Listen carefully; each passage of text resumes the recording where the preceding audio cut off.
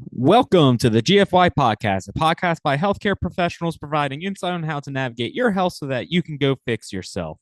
The GFY podcast is hosted by Mike Bruno, a chiropractor and athletic trainer, and me, Michael Stant, an athletic trainer certified strength conditioning specialist. Although we are healthcare providers, we are not your healthcare provider. We will discuss general health interventions in this podcast, but you should not take that as health advice that works in every situation. Before doing anything on your own or making any lifestyle changes, please consult with your own physician. This podcast and views from this podcast are separate from our full-time jobs and our own opinions. If you're enjoying the GFY podcast, please leave us a review on your listening platform and or subscribe to our podcast at YouTube. Links to our show can be found in the show notes on any platform that you're listening to. In today's episode, Bruno and I will discuss his current marathon training plan. We discuss what a program should typically look like and how Bruno is responding to his personalized program. We also review the importance of lifting alongside running, as well as the importance of gait and figuring out what types of gait puts a different stress on your body. We hope you enjoy today's episode.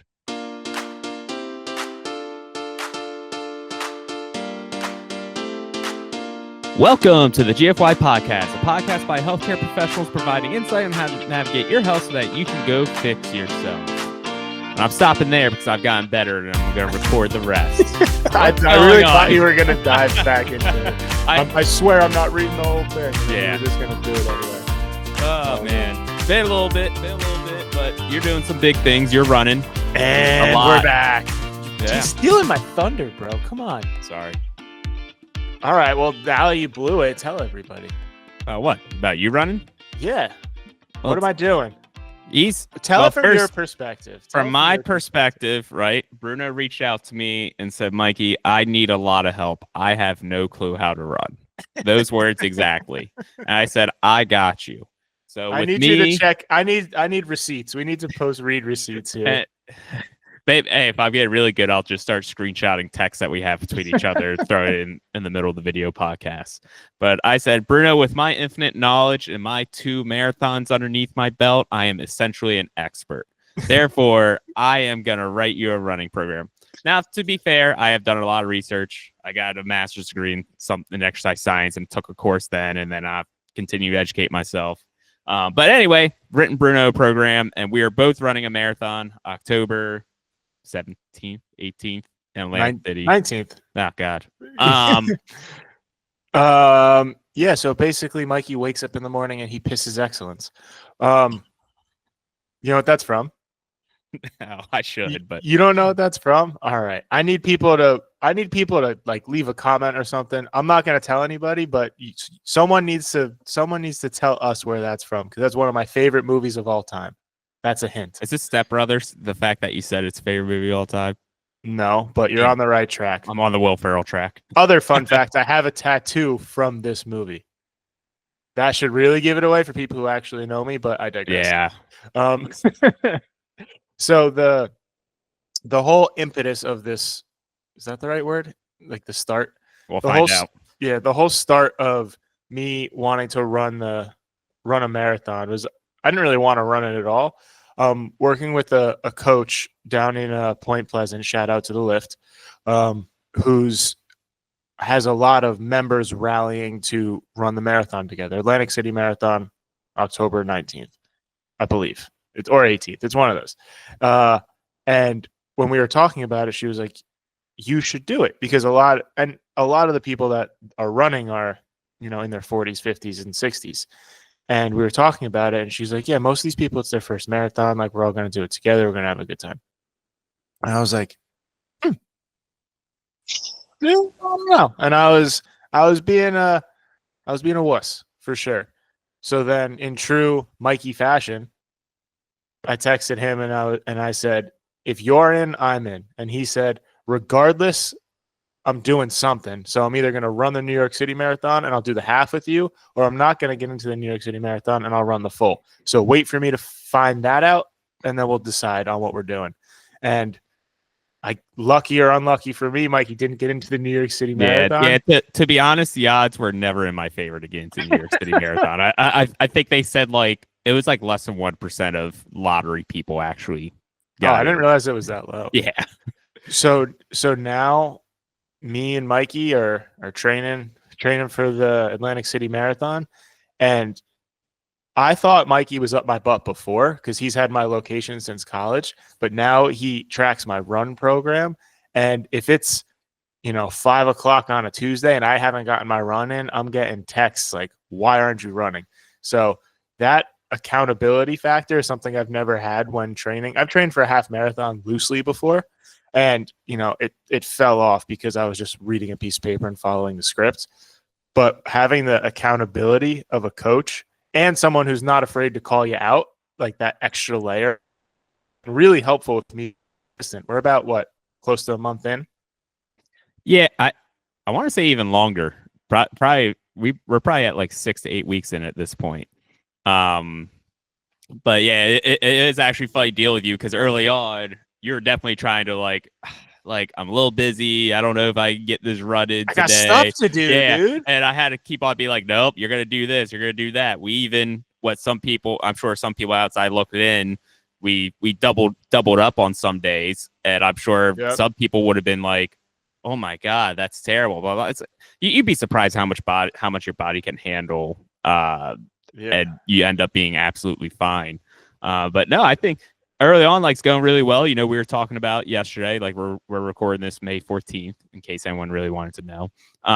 Yesterday, you did your 2 mile time efficiency test, and this test for running is really just to see, hey, how low can you keep your heart rate at what mile pace? Essentially, just trying to stay in that zone 2. The first time you did it like April 11th, so it was about a month ago, I guess. And your pace that entire time was like in 11 minutes. This time you did it, what was it, 9:48 or something? It was something around like that, there. Yeah. So to me, I'm like, that's awesome. You've only been doing this for a month, and look at how much time has come off. So even from your standpoint, what do you feel like the difference has been from a month, 6 weeks since you started?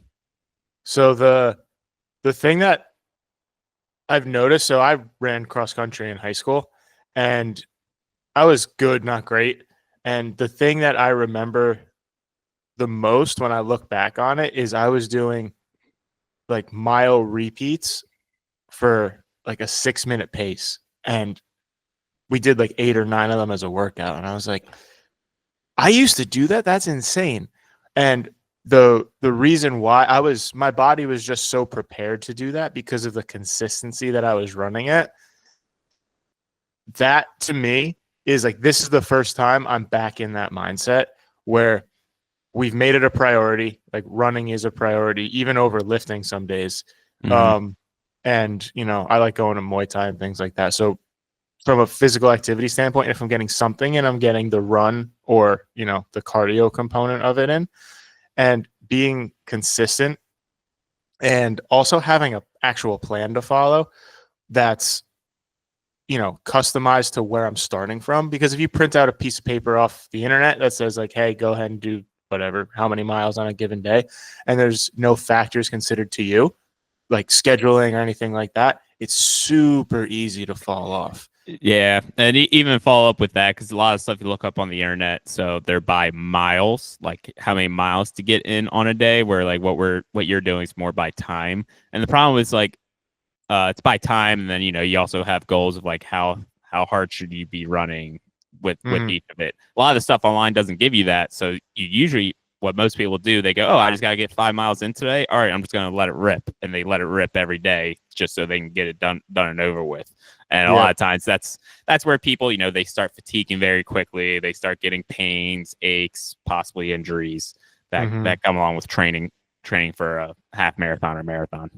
Yeah, something that I really like about the way that we're doing it now is I don't care. It's time on your feet, essentially. Yeah. So my long run this weekend was an hour and 45 minutes. And it doesn't matter how fast or slow you go. My goal was to keep a constant pace. I didn't want to walk any of it. So and I ended up doing it. We were talking about negative splits. For people who don't know, that is you get faster as you go through. So I think I ended up doing 9.5 miles, and my last mile was my fastest.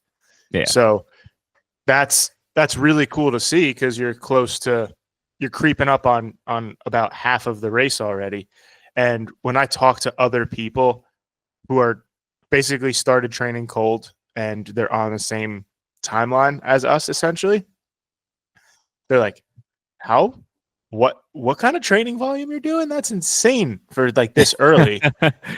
And to be honest with you, like the way that we're going about it, my legs feel fresh. Like I don't have many issues from a muscle fatigue standpoint. I'm working through like some gait stuff as far as like shin splints and like the achy lower legs go, right? But that I can tell this is crazy. Speaking from experience, if people have shin splints, it's a nagging injury that can really, really like derail you pretty quickly because it sucks. Just changing up, like being intentional on the way that like my gait cycle, so like opening my stride, shortening it, all that stuff, I notice a huge change almost immediately or heel strike versus toe strike, things like that. I notice a huge change mid-run. So that's super helpful to have the knowledge to be able to manipulate that, especially because we're focused on, being on your feet. You're not focused on like I have to do this in a certain amount of time. Yeah, even the gait stuff, right? That ends up being huge. And like me and you haven't talked about specifically. But we talk about cadence and things and making sure that like you increase your cadence, but not increasing your stride as well. What's cadence, Mikey? Tell people. Oh, I'm sorry. It's how many steps you take per minute. So if anyone with a smartwatch or if you have Apple Watch, Garmin, it will typically tell you what your cadence is. There's a number out there, 180 steps per minute, that people are like, that's the number that like you need to hit. And to be honest, a lot of people, I don't really hit that number a lot. That's like, do you go above or below? Below. I'm always below. Because that's a high rate. Like I don't know what yours is at. I'm gonna guess it's below. It's bigger steps. Like if you're below it, you're taking bigger. Yeah, steps. You're taking longer strides, most likely, right? The more of the issue is that if it's, I would say 160 is about what you want to hit to kind of be in a safe range. It's just that when you go slower to like hit certain times, you're probably overstriding, right? And if you're overstriding, you're landing on your heel. That means you're going to be taking a little bit more stress. That's how you get the shin splints. So like that's why when you talk about, all right, maybe I shift to a little bit more of a midfoot stance while running. And sometimes how do you get to that when you're thinking about running? For me, I think about getting more hip flexion. I think about my cue for myself, because I played soccer, is thighing a soccer ball out of the air. Like Like if I wanted to go thigh, quad. Oh, thighing. Right? That's what you call it? Yeah. I have to thigh a soccer ball out of the air. So like that's how I think about getting the knee drive that I want. So yeah, I think about pushing my knee. Like I get stuck doing some of that like straight up and down too vertical. Yeah. Too vertical. So I think about getting my momentum forward. That's super helpful. Yeah, and that's like another important thing as well, is make sure you're moving forward. That and like if for anyone with long enough hair, or any women or anything like that, like if you're running behind someone, you see someone with a ponytail that just goes up and down. That's how you know they're going too vertical when they're running. The ponytail test. Yeah. I want to say the Garmin watches actually have vertical oscillation as a metric on them, and that's something that So maybe I don't have it on my Apple Watch because I'm being really frugal and don't want to spend extra money on getting the newest version. But yeah, don't hold me to this. I'll have to look back. But typically, if it's like greater than 10, I don't want to say centimeters, but I feel like it's centimeters. If it's greater than 10 centimeters, you have too much vertical movement. You got to figure out how to go forward. So that's why for me, it's thighing the soccer ball, because to thigh soccer ball, I know I have to like go forward with the knee drive as well. Yeah, that's cool. And I just looked at some of my data while you were explaining that, and my cadence was 160. Perfect. Yeah. So and like, right, the goal is you want to keep working on that. You do want that number to go up, but you have to be careful, because sometimes what people do is like, right, you're just trying to take more steps, but some people just end up running faster, or they go, all right, if they're already an overstrider and you tell them to like take more steps, they end up just running faster and continuing to overstride. So that's why some of these other cues end up being important, to make sure that they don't do that. How do you feel about, what are your thoughts on, so I'll give you some context first, but thoughts on cross training during marathon prep? because I was talking to a guy who is a very elite runner, like can do a marathon like 6-minute pace, like very fast. Essentially in the gym is exclusively upper body. And his thought process is, hey, I do so much running, right? So I spent in the gym, I'll do upper body, but the work, I'm getting work from running for my legs. So like I don't really need to do the typical like leg workouts. Thoughts? Yeah, my thoughts would be that you're definitely still going to get a lot of benefit from doing the leg workouts and doing the plyos. Like, I'd be curious to see what he actually looks like from like a functional movement standpoint. Like, can he actually even single leg squat to a chair? Can he reach for his toes? Can he rotate? All that stuff. Because I'm going to guess if all he's ever done is running for his lower body, he's probably actually not going to be as efficient as he probably even could be. But I could be wrong. You said he's pretty elite, like he's running 6-minute paces. He's right, but now dealing with like pain and injury and stuff. Yeah, so, and that's the stuff you worry about when you don't have all the strength where you're supposed to have it, or you're not moving as you're supposed to. Yeah, and something that like the typical runner is, skinny, lanky, light on their feet, right? I think a lot of them have that same mentality if you've heard like the classic woman, like, I don't want to lift weights because I don't want to get bulky. Yeah. I think in the runner's mindset, it's, I don't want to lift weights because that will make me slower. Yeah. So tell me why that's not true. Well, that's not true because if anything, it's going to make you faster just based on like the physiology of it. It also depends on how you're lifting, right? Like if you're lifting, you're doing your 3x12 of your general movements, you're focusing on hypertrophy. Yeah, you're probably not gonna get faster with that, and you're gonna put on more muscle mass, but you're not training the muscle to actually function by moving faster or anything like that, right? That's where the heavy lifting comes in, the powerful lifting comes in. It's just like anyone's going to end up with a huge benefit from that. It's also just from like a movement standpoint, sometimes getting that feedback while lifting, like that external feedback of like, oh, this muscle now has to activate. Let's think about like glutes, like, right. If you have a runner who's never really actually got into full glute extension while running before, and then you force them to, maybe load a squat or a deadlift, probably more so a deadlift. And they go, oh, I've never actually felt my glutes activate before. And then and I think sometimes they probably another worry is like, oh, I'm going to get fatigued with lifting. And I don't know, this, but if you stay at 3 sets of 3 to 5 reps, like you're not going to fatigue yourself so much that you ruin your run. I do it all the time. Like I lift before running all the time, and my paces and all that stay exactly the same. If I truly wanted, if for some reason I create myself a lifting session that I just want to absolute bury myself, then I'll put it after the run if I think the run's more important. If I think the run is more important that day. But for the most part, like with how we've done the programming for you, like, right, you have more easy runs than not. So like the easy run, you're going to be able to do regardless. And if that's what. Yeah. To quote my buddy Abu, I'm going to send him this so he can listen to it. He calls it party pace. So what's the pace that you can have a good time at? And that is my mantra. It's party pace only. I'm not going for gold, baby. I'm going for party pace. Yeah. You said that to me, and I was just like, I don't even know what you're talking about. What do you mean, party pace?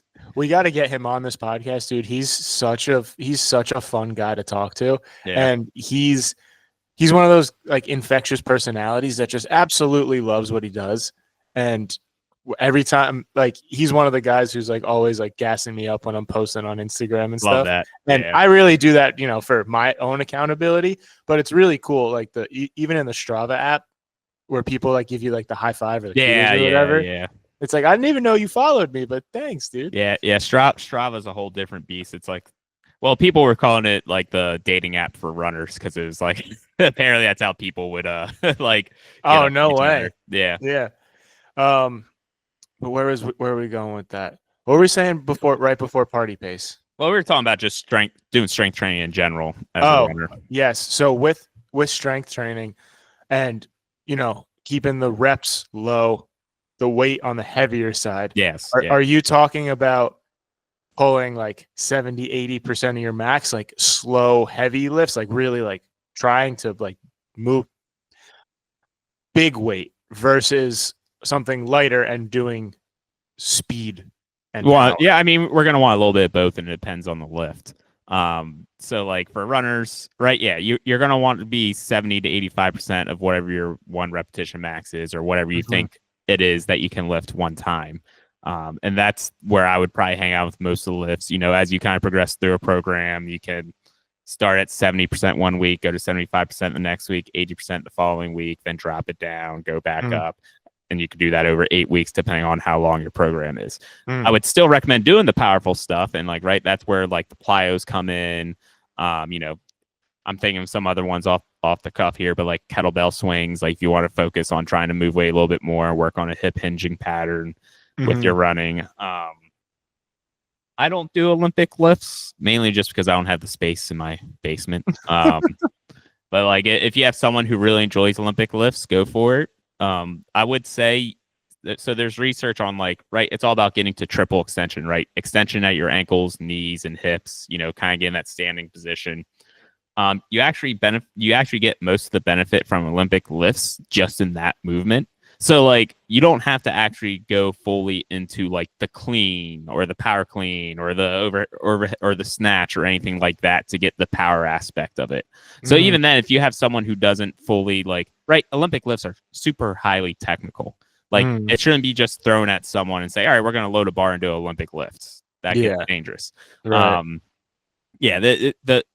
The only time you add cleans and power cleans, something like that, is if you got someone who's in a contact sport, because at the end of the day, they have to know how to like receive the weight as well. So from a straight up power standpoint, I would just stick with like the triple extension, the heavy pulls, and things like that. Okay. And I really like that thought process. Going a little more granular, thinking big lifts like a trap bar deadlift, right? 2 feet on the ground, bilateral lifts versus a heavy split squat as an example, as a comparison.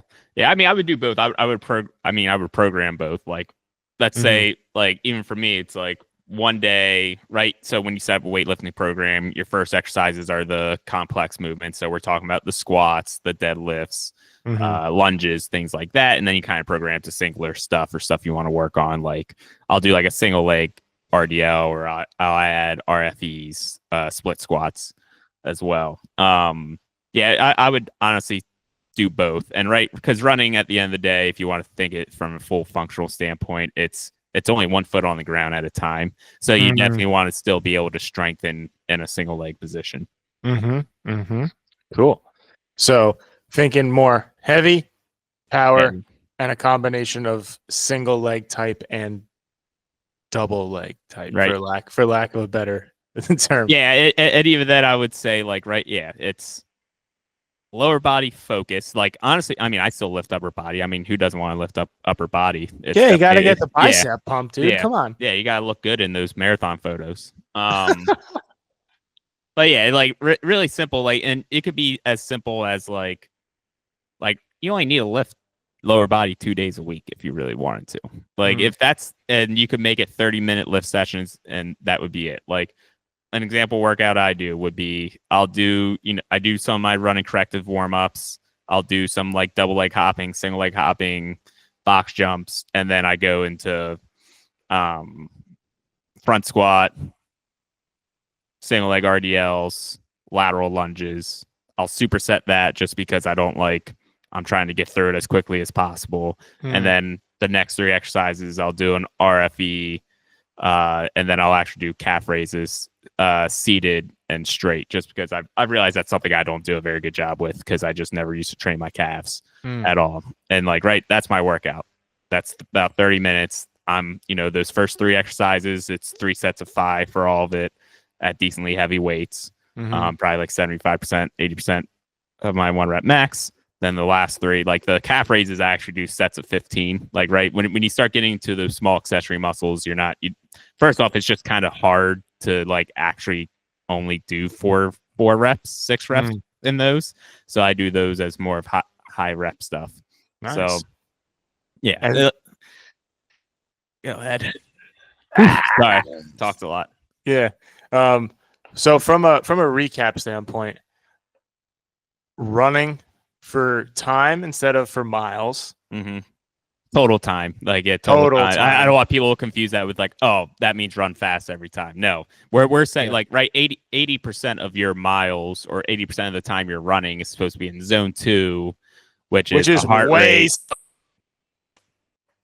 which is say again is way what slower than you think. Yeah, it's way slower than you think. Like give an example for me. So the last marathon I ran at an 8:15 pace. That's my marathon pace. My easy run pace is actually somewhere between 9 to 10 minutes. So a lot of times I'm popping out at 9:30, but I absolutely sometimes I'm chilling at 9:45. So if 80% of my miles are supposed to be that pace. Crazy, right? Yeah. But would you say that's your party pace? If that's what the term we're using, yeah, like we've talked about, if me and you were truly to run this marathon together, I would be at that party pace the entire time, I'm assuming. Oh yeah, you'd probably be able to run it backwards. But and then another big thing that we talked about, strength training is important for runners because it's going to, if you do it the right way, it is not going to take away from your running. It's actually going to support and help your running. Yeah, I think the big part is the right way. And I think people also have to realize, so right for you first thing you get into running, what happens? You start getting some aches and pains. Most likely the same thing's going to happen with lifting, especially if you do a bunch of running with it. So I would almost even suggest maybe back off your running volume by like 20% the following week or even 50%, just so like you can get used to what weightlifting is like while running. I like it. I like it a lot. All right, cool beans, dude. Anything else for the good of the order? No, I thought we were going to be talking about you most of the time. Instead, you just made me go off on running. I love it. I love it. Good stuff, bro. What's your goal right now for this marathon? Do you think you could go sub 5 hours? I'm feeling pretty confident about it. Yeah. What mile split would be sub 5 hours? Oh shit, I don't know. Hold on. Yeah, do some math for me real quick. Oh. Because as of right now, my goal is to finish. Yeah, honestly, for your first one, that should just be the goal. But yeah. I have loftier expectations. Maybe I'll just jack you up on caffeine right before the race, and like you're gonna be running at some insane pace for like the first half, and then it's just gonna as a good coach should do. And it being, go ahead. No, I'm still sorry. I'm trying to figure it out. And it being in Atlantic City, we're gonna have a fun weekend. Yeah. So, all right. A 5-hour marathon is running at an 11:26 pace. Average? Yeah. All right. See, now you're feeling pretty good about it. So that's now you start looking at this chart and you go, well, maybe I can run a 4-hour and 30-minute marathon, which is at a 10:17 pace. So somewhere between 4:30 and 5. Yeah, that's the goal. Let's throw you up. I can listen to a whole audiobook. Yeah, let's throw you up on Poly Markets and see where people are gonna lay out their bets. On what is that? Poly like Market? a betting You app? never heard? Yeah, it's like an. I'm not a gambler. Yeah, okay. Yeah, obviously not. But Poly Markets lets you like place bets on everything. It works a little differently, but like when the presidential election was happening, some people will look at Poly Markets to see like where people are actually putting money. Interesting. Yeah. Look it up. I think it's legal, but also not at the same time. This is not an endorsement of offshore gambling. Yes, we are. Yes, we do not endorse illegal activity. That's great. All right, you want to send us home, Mikey? Yep. Everyone, go fix yourself.